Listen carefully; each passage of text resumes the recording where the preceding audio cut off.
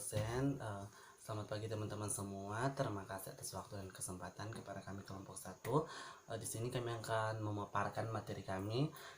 Di sini kelompok 1 kami materi tentang pemberian oksigen pada anak. Nah, oke, kita masuk pada materi yang pertama sistem pemberian oksigen. Sistem pemberian oksigen yang dipakai untuk aliran terus-menerus ada 3 macam. Yang pertama, oksigen dimanfaatkan bertekanan tinggi. Yang kedua, oksigen cair, dan yang ketiga, oksigen konsentrat. Nah, di sini saya akan menjelaskan per poinnya. Yang pertama, oksigen dimanfaatkan bertekanan tinggi. Oksigen dimanfaatkan bertekanan tinggi itu disimpan dalam tabung metal bertekanan tinggi aliran udara, dapat diatur dengan alat regulator. Tabung tersedia cukup banyak dan dapat disimpan lama. Jadi di sini oksigen disimpan dalam tabung ini. Ini tabung oksigen.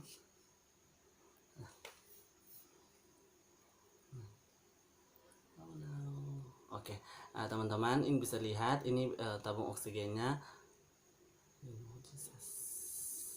Nah, ini tabung oksigennya teman-teman, bisa dilihat. Nah, oke, kita masuk ke bagian kedua.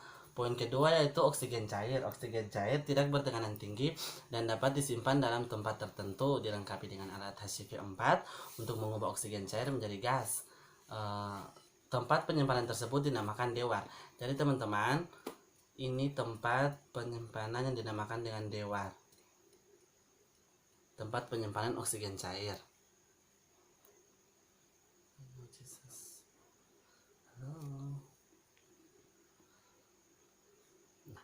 Ini teman-teman, ini tempat untuk menyimpan oksigen cair yang dinamakan dengan dewar. Nah, ini. Oke, teman-teman boleh lihat ini. Nah, oke, kita lanjut. Yang berikut oksigen konsentrat.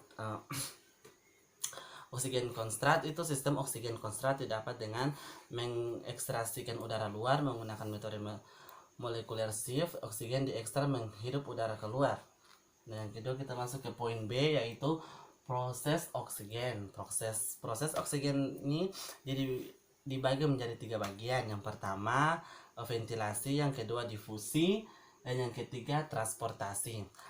Di sini ventilasi yaitu proses ini merupakan pertukaran gas antara paru-paru dan udara luar yang terjadi melalui inspirasi. Dan yang kedua difusi itu gas merupakan pertukaran O2 dari alveoli ke kapiler paru-paru dan CO2 dari kapiler ke alveoli. Jadi teman-teman, di sini kita akan tunjukkan alveoli.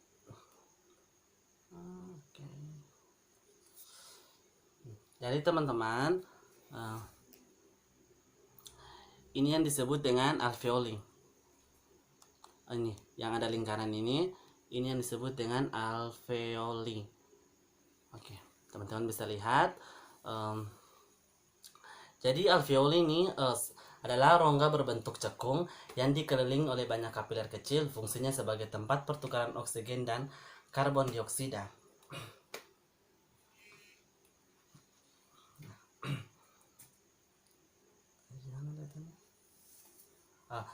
Yang berikut transportasi.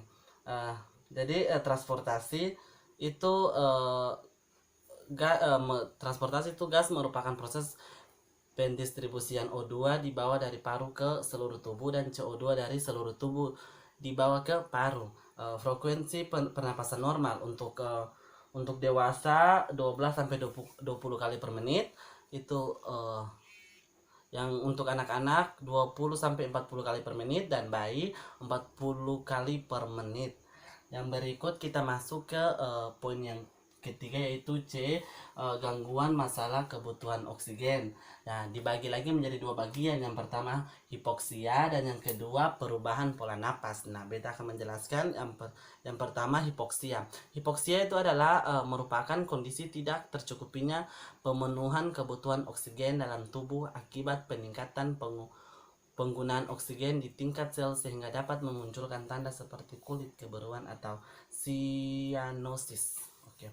Dan yang kedua, perubahan pola napas. Perubahan pola napas ini juga dia dibagi menjadi 4 bagian. Yang pertama, tachypnea. Tachypnea itu merupakan pernafasan dengan frekuensi lebih dari 24 kali per menit. Dan yang kedua, bradypnea. Bradypnea itu merupakan pola pernafasan yang lambat, abnormal, kurang dari 10 kali per menit.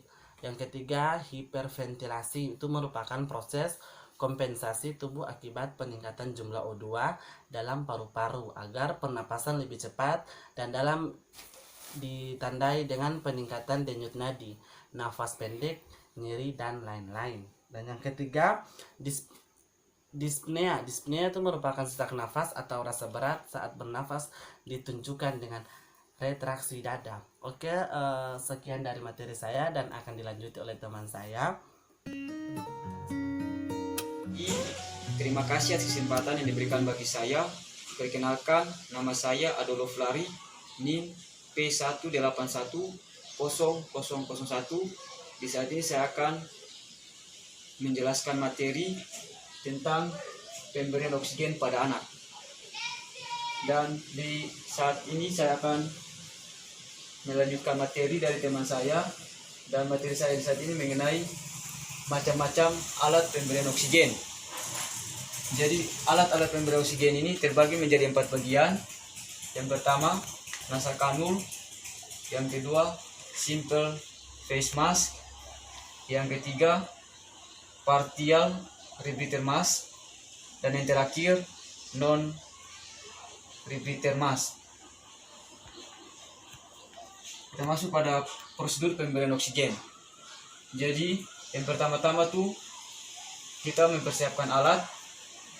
Yang pertama, tabung oksigen. Yang kedua, flow meter oksigen. Yang ketiga, humidifier. Yang keempat, nasal kanul. Dan yang kelima, plester 2 buah. Yang keenam, 2 buah waskom atau kom bersihkan NaCl 0,9%.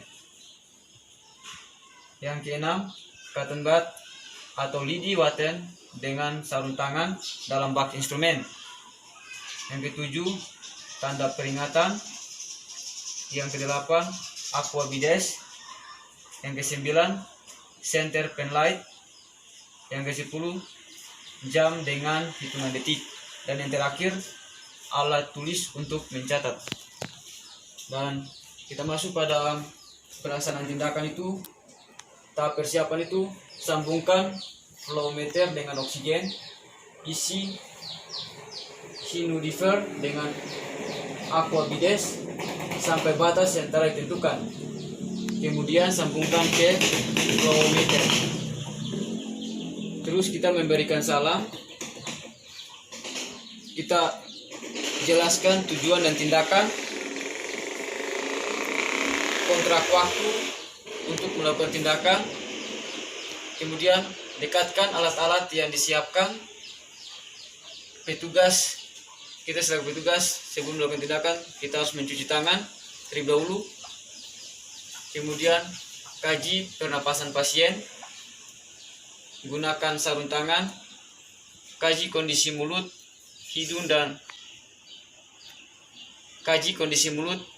hidung pasien dengan menggunakan senter. Sambungkan kanul dengan alat pelembab atau humider. Kemudian putar flow meter sesuai dengan program terapi. Kemudian masukkan ujung kanul ke dalam waskom yang berisi air untuk memastikan apakah oksigen telah mengalir dengan baik. Pasangkan nasal kanul pada hidung klien dengan hati-hati dan tidak menimbulkan rasa sakit, serta posisi kanul dengan tepat. Beri fiksasi atau plester pada kanul, dan untuk itu direkatkan pada samping hidung atau pipi klien. Rapikan klien, dan yang terakhir gantung tanda peringatan pada botol tabung. Demikian materi yang saya bawakan. di saat ini, dan selanjutnya materi akan dibawakan oleh teman saya Lenora Trondai. Sekian dan terima kasih. Oke, baik, terima kasih atas kesempatan yang diberikan. Di sini saya akan melanjutkan materi tentang pemberian oksigen pada anak. Kita langsung saja kontraindikasi terapi oksigen. Kasus-kasus yang tak dapat diperkenankan untuk menggunakan terapi ini antara lain adalah orang dengan kelainan paru-paru. Karena mengapa? Bisa mengakibatkan pecahnya paru-paru dalam ruangan yang bertekanan tinggi. Selain itu, orang dengan riwayat operasi paru, infeksi saluran nafas, cedera paru, tumor ganas, orang yang mengidap penyakit menular lainnya. Oleh sebab itu, pasien diminta untuk menyediakan data pemeriksaan darah lengkap dan hasil foto ronsen minimal 6 bulan berselang sebelum memulai terapi oksigen tersebut. Oke, yang kedua, kita bahas tentang risiko terapi oksigen. Salah satu risiko terapi oksigen adalah keracunan oksigen. Hal ini dapat terjadi bila oksigen diberikan dalam fraksi yang lebih dari 50% terus-menerus dalam 1 hari atau 2 hari atau lebih dari 2 hari tersebut. Kerusakan jaringan paru terjadi akibat terbentuknya metabolik oksigen yang dapat merusak alveoli. Sedangkan risiko yang lain seperti retensi gas, karbon dioksida, dan atelektasis. Nah, teman-teman, risiko terapi oksigen ini juga sangat berpengaruh bagi anak-anak. Apalagi pada bayi yang baru lahir yang tergolong dalam bayi prematur. Itu sangat berpengaruh karena dapat merusak retina pada bayi tersebut. Nah, teman-teman, ini saja materi yang saya berikan. Atas perhatian dari teman-teman, saya ucapkan terima kasih. Saya kelompok 1, saya sendiri, Lenora Trondai, dan kedua teman saya, Adolf Lari dan Benyamin Vanulene. Kami ucapkan terima kasih. Shalom.